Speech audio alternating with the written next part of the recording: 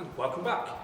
So we've established how to mark out a common rafter, and I mentioned about how it's important to keep all your cuts nice and square. Now I'm going to talk about how to actually assemble the roof.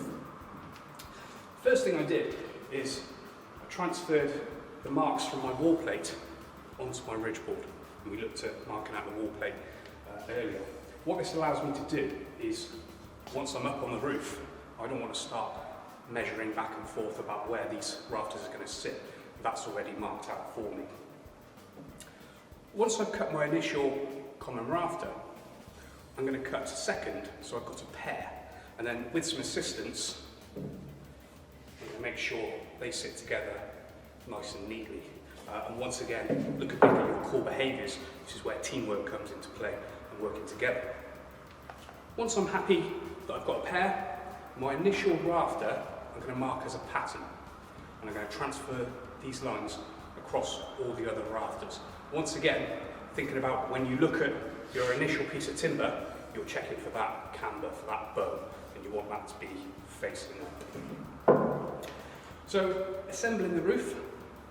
Once I've got all my rafters cut, I'm going to start with a pair at one end, and I'm going to start with a secondary pair at the other end. You might need another pair of hands, you might need some support to help sort of brace things until things are sort of in place. So once you've got that initial structure, I'm going to talk a little bit about how you're actually going to fix things. There's two options. You could either screw things or nail them. I understand on site these days a lot of things are nailed. Personally, I like to screw things. It gives things a little bit more of a stronger fixing.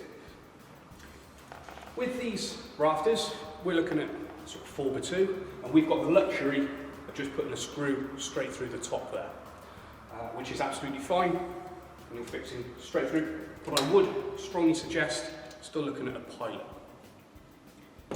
If you're working with a wider timber, so a 6x2, you're not going to have that option, so you're going to have to skew things through the side. Still perfectly good fixing, but you will definitely need a pilot there to prevent any splitting.